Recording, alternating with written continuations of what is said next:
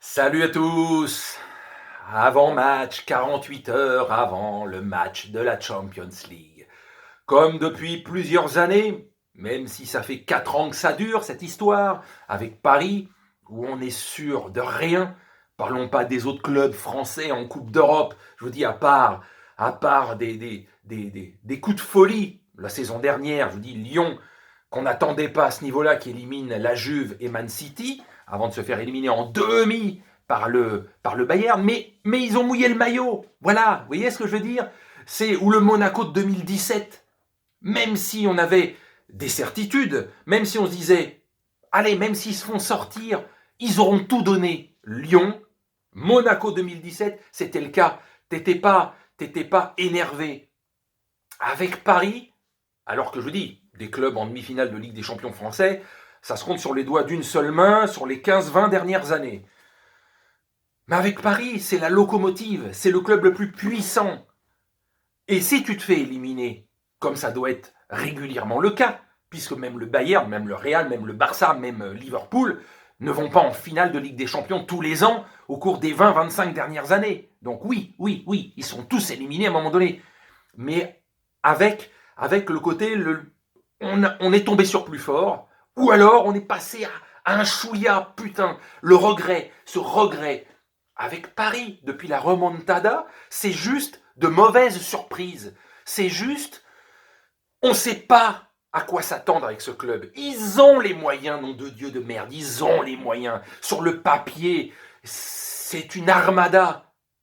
Mais sur le terrain, tu te rends compte que c'est une équipe coupée en deux, que ce sont des individualités. On va pas revenir pendant 150 ans, j'ai déjà fait une vidéo, plusieurs, le live, etc. On en revient toujours à la façon où Paris a laissé les joueurs prendre le pouvoir. Bon, donc une très mauvaise chose puisque c'est aucun entraîneur qui a le pouvoir dans ce club. Qui que tu mettes. Mais bordel, donc on va pouvoir dire tout ce qu'on veut avant le match. On veut que vous sortiez les doigts. On veut que vous soyez ci. Voici la compo qu'il faut avoir. Voilà comment il faut jouer pour battre telle ou telle équipe, etc., etc. Mais après, à chaque fois, la bonne volonté ou pas, sur les réseaux sociaux, dans les stades, dans les ultras ou n'importe quoi, ou les youtubeurs, ou tout ce que... On raconte tout et n'importe quoi, parfois de la merde, parce qu'on voudrait que ça soit comme ça que ça se passe, et voilà ce qu'il faut faire, et voilà ce qu'on voudrait. Ce sont les joueurs qui font ce qu'ils veulent. C'est à eux de faire vraiment, allez, on fait ce putain de match, on fait ces putains de 2 matchs, où on fait comme d'hab en Ligue des Champions.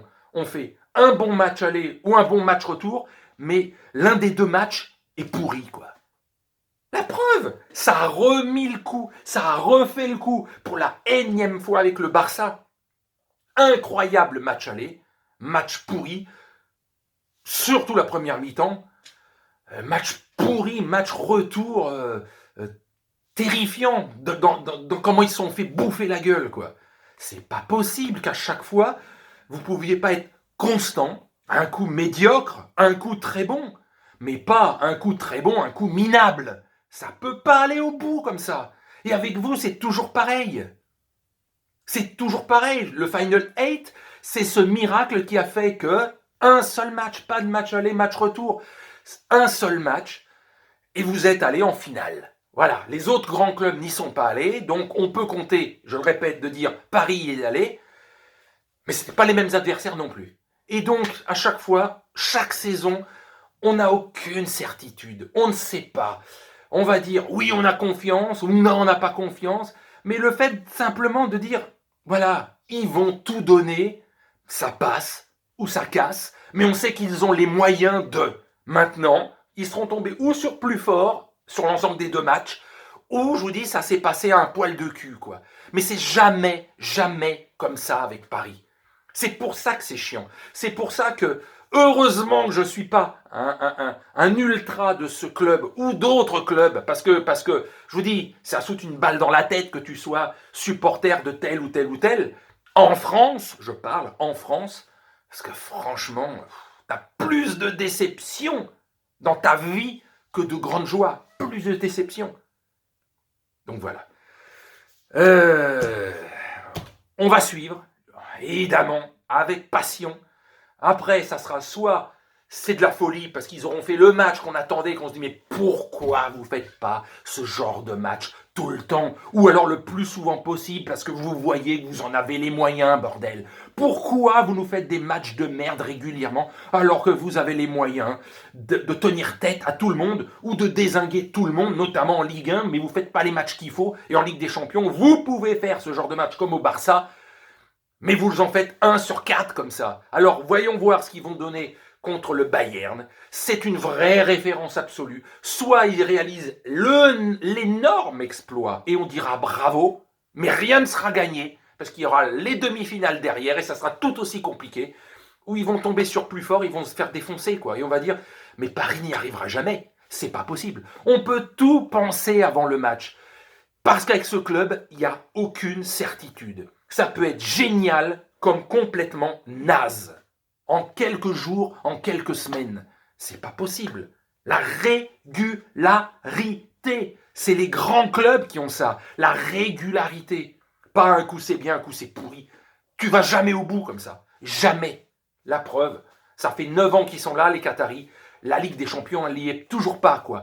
Il n'y a eu aucun moment où tu te dis, mais oui, c'est les meilleurs en Europe cette année. À aucun moment. À aucun moment.